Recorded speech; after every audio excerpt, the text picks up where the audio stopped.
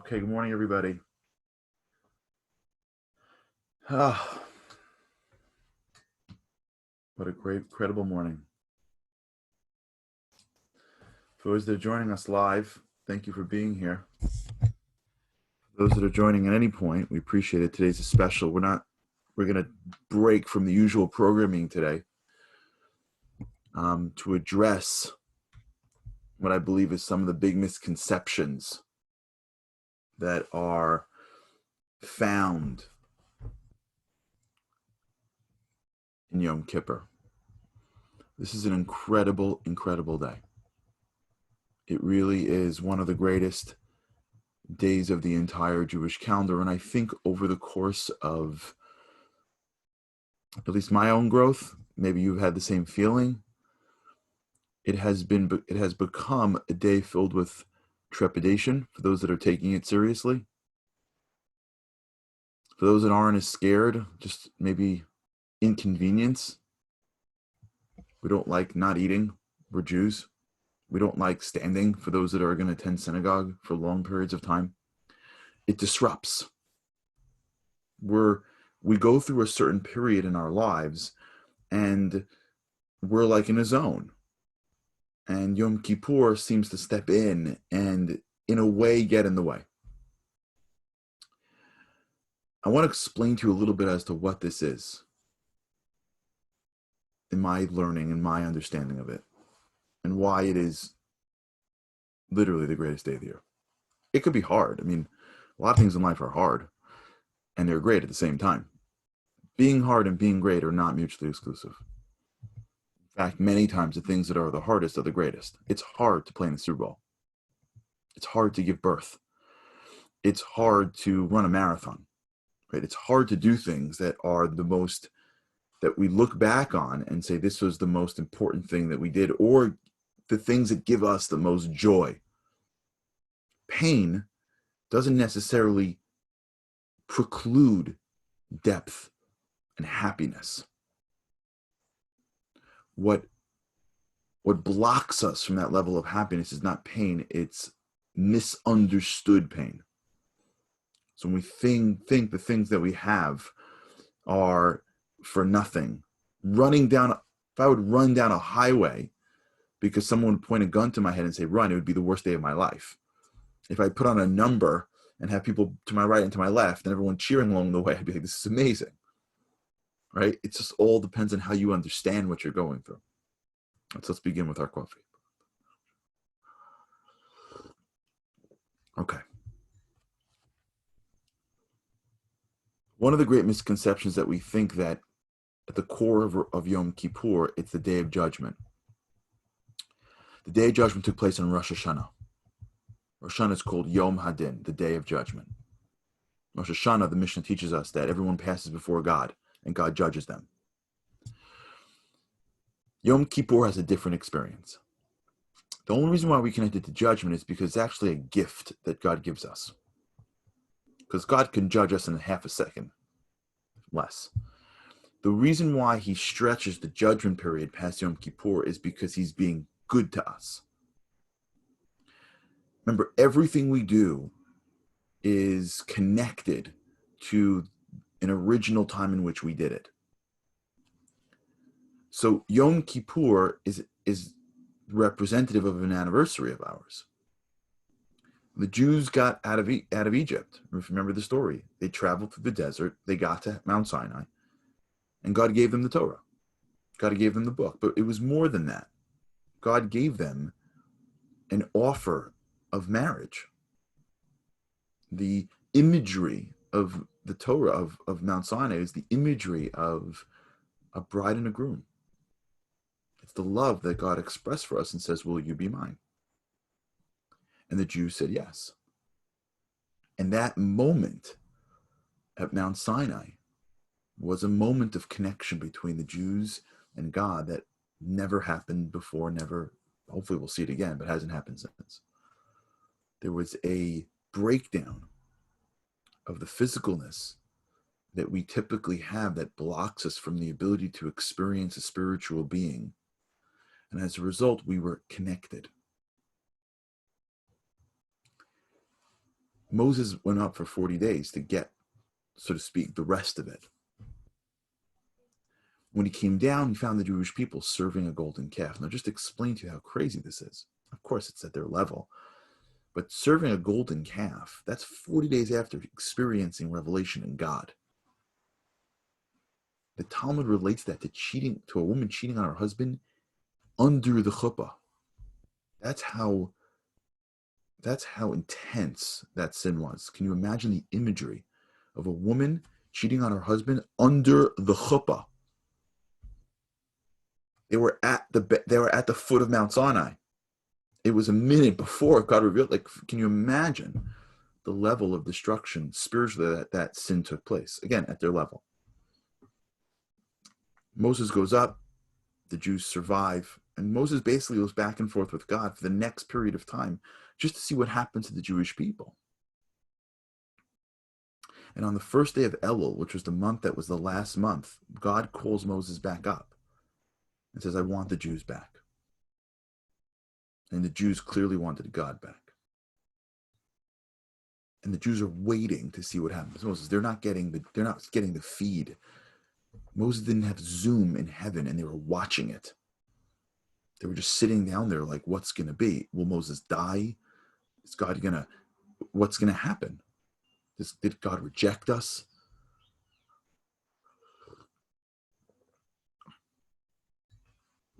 And on the day of Yom Kippur, they see Moses walk down the mountain. Can you imagine what it must have felt like to be standing in the desert? Remember, this all took place months earlier. The sin of the golden calf. Weeks upon weeks of what's going to be with us. Will God reject us? Does God love us any longer? Are we his nation anymore? What happened to that marriage that we once had? Did we ruin it? And if you can imagine the scene of the Jewish people, can you imagine what it must have felt like for the nation to stand and to look up and see Moses come back down on that mountain with new tablets, signifying the relationship again. God didn't reject us. He loves us. He wants us.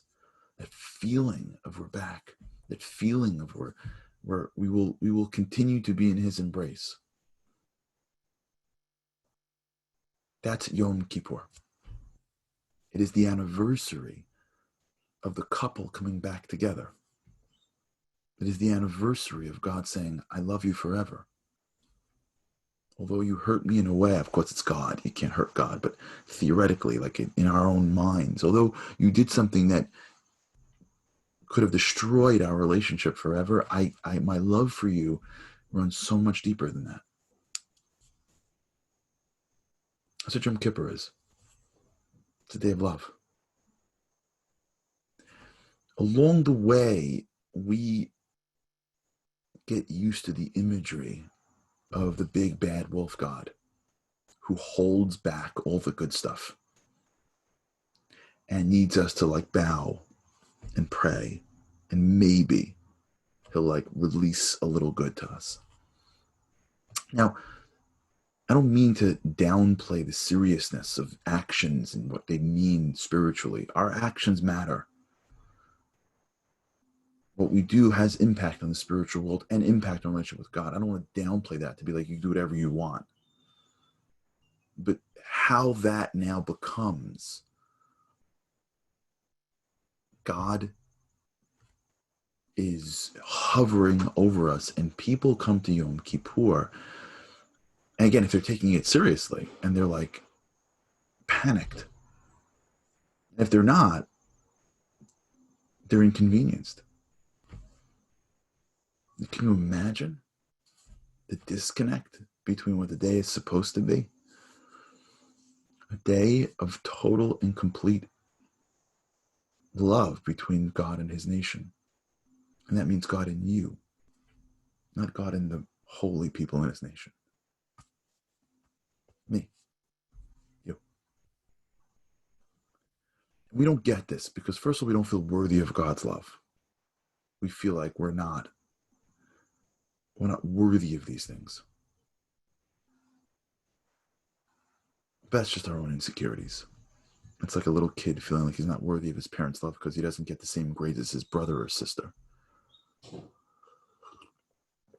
When kids vie for parents' love because they see they're not as good as the other ones, it's just an immaturity and the inability to understand love from the place of a parent.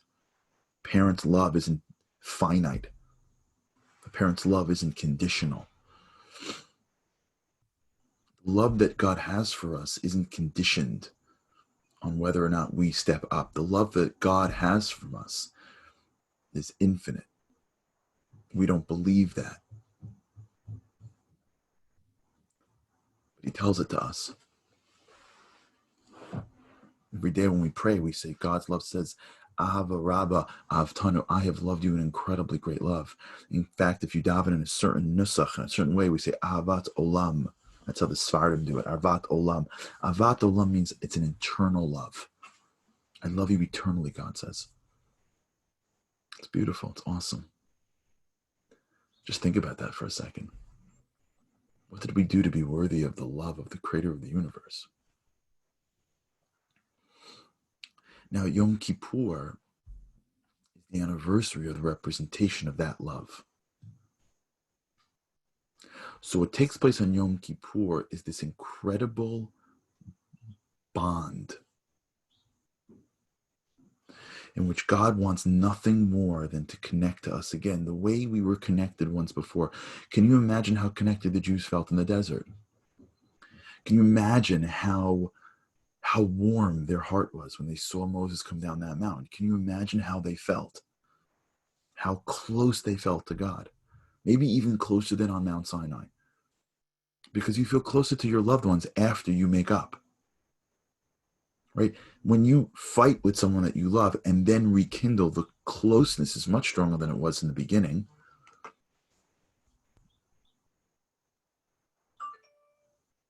So can you imagine the love that the Jews felt for God at that moment?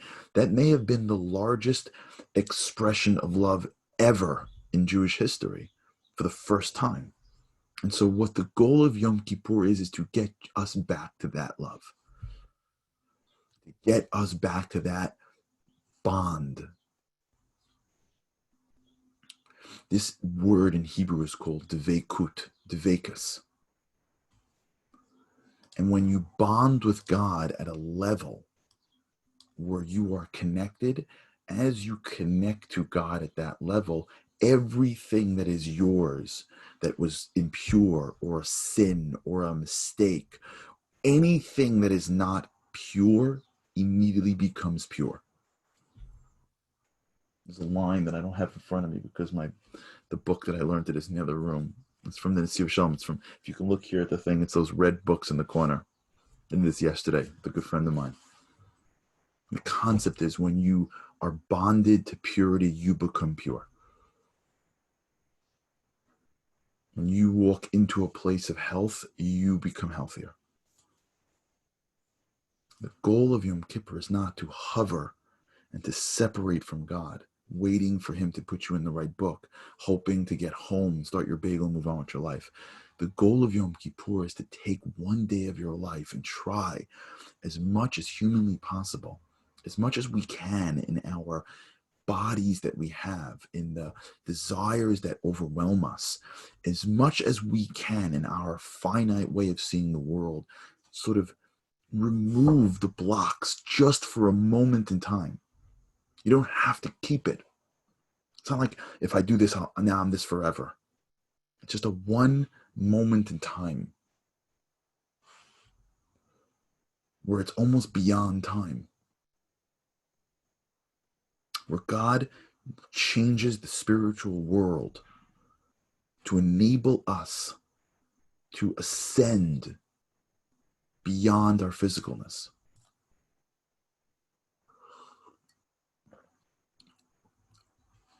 There's a prosecuting angel that's always around us. It's called the Satan. Satan is a play off that. The Satan is the numerical value of 364. And the Talmud tells us, this isn't Charlie, this is the Talmud, right? I'm not making this stuff up. This is the Talmud. The greatest rabbis, arguably, in the tradition of, this is the Talmud. Ha-Satan is miracle 364 because God in the sun calendar has 365 days a year, and there's one day a year where he doesn't enable that angel that speaks badly on us, that makes the world fair, to speak out. Whatever it is that we want, he gives us. He shuts the door to anyone who says, but they don't mean it. They're going back, but they don't know you, but they didn't spend time with you. They don't really fully believe in you. God says, I don't care. Step out. I have one day with my kids. What can I get for you, kiddies? The reason we say sorry on Yom Kippur isn't because we're worried. We say sorry on Yom Kippur because it's a get out of jail free card. God just says, yes, yes, yes, sure, forgiven, forgiven, forgiven, forgiven, forgiven. And so when we have an opportunity to be connected at this level, we don't want anything to block us. We want to tell him, I'm so sorry I did that. And I'm sorry I did that. It's not because I'm worried that you're going to say, it's too bad. It's because I just want you to know everything about me. Because I know that today's the day in which nothing gets between us. Because it's the day in which all you want is to bring me close. And as I'm coming close, I know that that thing that I did is separating us. I know that my background is causing me to separate from you. I know that the excuse of A or B or C, I know that I don't know. I all this stuff, I'm a human being. Do you think I want a relationship to the Creator? Don't you think I want a deeper, meaningful life? Don't you think I want to feel your presence in my life? I heard as a kid that if I do that, then I got to change my whole life. Then I heard from this guy that I'm going, I don't know. I just know I want you. I just want to feel you. I want my life to have every level of purpose and meaning that it can when it is connected to the divine. I want my kids to have this. I want my friends to have this. I want the world to have this. Yom Kippur, God says, you just come. Just come. All the stuff that we do in Yom Kippur, no eating, no drinking, no shoes, all that stuff. Those are just blocks we're removing to get us away from the usual physicalness that is normal for a physical person. That's why we have a custom. For those that are going to go to synagogue, there's a custom when you say the Shema. There's a line you say Baruch Shem in quietly because it's only meant for the angels. We say it out loud because on Yom Kippur we're angelic. It's incredible to be an angel, to somehow transcend a little bit higher past one's body one day a year. It's a day in which we're striving upwards. We know that as we get closer, we are being embraced once again by our Father in heaven.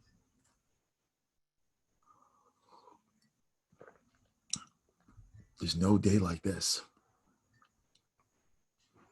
And yeah, we want to have a good life. We want to get into the good book, and we pray for that. But there's no greater book than the book where God is running our lives.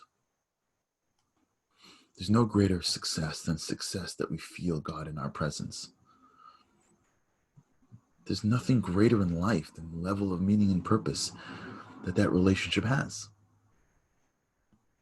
And that's available on Yom Kippur in a way that is unlike any other day. It's a day of complete and utter love. In the old days when we had a temple, the whole world, the whole country would stand around that high priest, and he would do these things, and people would see God's presence. He would say the names of God that would bring the energy in more, and people would feel it to a level where as they felt the divine energy in this world, they would have to bow. They would be overwhelmed. That's what this day is. The gift that we have is we take the judgment day and we wrap it around this day, because we know that if we just take judgment through Yom Kippur and just keep on saying sorry, God's like, okay, all right. Like going to a judge, and then he's a tough guy, and then he takes off his mask and it's your dad. And he's like, oh, fine, I'll see you back in the house. Tell your mother, I'll be home at 6. I'm going to get you in trouble. If I do, your mother's going to kill me. It's clear. Rosh Hashanah was a day where God's the Melech, the king. Yom Kippur is a day where God's your dad. More than that, God's your beloved.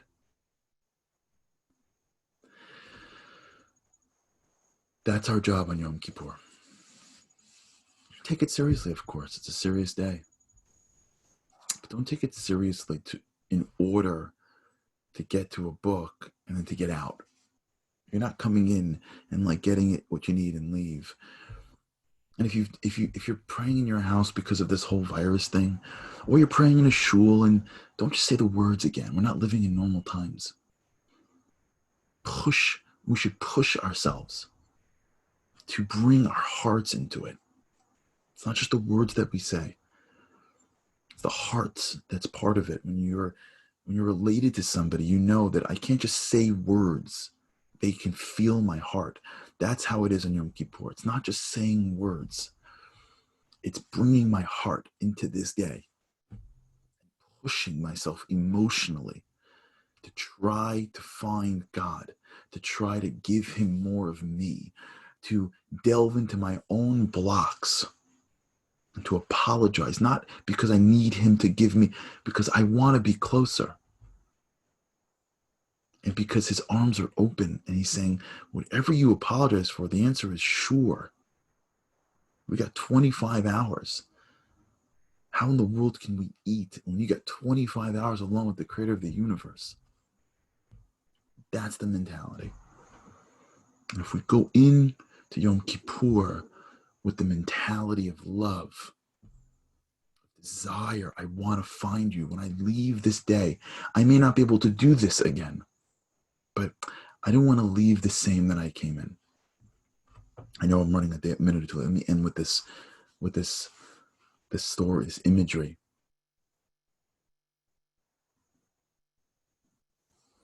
I'm sorry for the waiting room that just came up to us. Andy's going to post this again on the WhatsApp chats. I want to end with this one thing. I've been thinking about this a lot. I remember reading about a man named Eli Cohen. Eli Cohen's a hero. Eli Cohen. He was an Israeli spy that was a spy in Damascus. He was an Israeli spy against Syria. Remember, we fought wars against Syria. And he was able to get in, infiltrate at the highest level, know where the spots were, where there were all these tanks, and he really helped Israel. He had a family. They lived in Israel. He had a wife, he had kids. And he would go to Syria for periods of time. Well, before Eli Cohen was discovered in his apartment, tortured, and then ultimately hung, he came home. And his wife, she says she sensed that this would be her last time seeing her husband. She loved her husband. He loved her. They were doing this for the state of Israel. They're doing this for the Jewish people. And she didn't know how to put her finger on it, but she sensed it. And she speaks about that day before he left. And I think about that a lot. What it must have been like for her to say goodbye to her husband for the last time. He didn't know, she knew. That happens sometimes. I bet you that there was a sense of like, I'm sorry. Like not like I'm scared. I'm sorry because I want there to be nothing between us. I want to know that it's me and you. And I'm sorry if 10 years ago or 2 years ago. I bet you that day they didn't go to the market or fight over the kid. I bet you that day they were just together. And the relationship was just so overwhelmed with love that they didn't want anything to separate them, even if they would never get it again. That, in a way, is Yom Kippur. The creator of the universe, it's so hard to grapple with God. It's so hard to understand him. It's so hard to be finite in an infinite world. It's so hard to manage a world, especially now. It's so hard to live in this world and grapple with, I don't know how this works. I don't know how. I don't know how to live with God. And in this weird way that we've learned, he comes into this world with a heightened presence during this period of time. And he's leaving. Not he doesn't leave, but the level of presence is leaving on the night after Yom Kippur.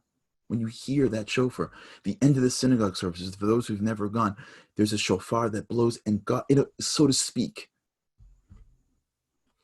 before he sort of like goes back up to the heavens, even though it's just divine energy, we're alone with him for a day.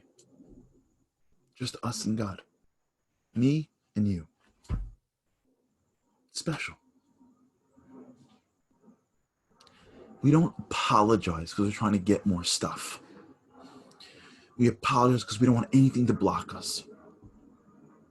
Nothing should get in the way. And if you can really, if me and you can really try that, one day, real, raw, we'll be different people. We come out of that, can't think that far in advance. Blessing is we should experience something special on Yom Kippur. Something that I know and you know is inarticulate. You can't even bring it into words. It should change us and make us bigger people and better people. Again, I want to apologize if I ever said anything that hurt anybody, or was insensitive to anybody. Of course, that wasn't my goal. I want to thank you for being a part of this show. I want to bless you with an incredible year filled with happiness and health and success, connection, both physically and spiritually. May this year be the best year of our lives, and may every year get only better. Have an incredible fast. Have an incredible Yom Kippur. And with God's help, I cannot wait to catch up with you and see you again on the other side, Tuesday morning. Easy fast, meaningful fast. Thanks so much. Looking forward to seeing you then.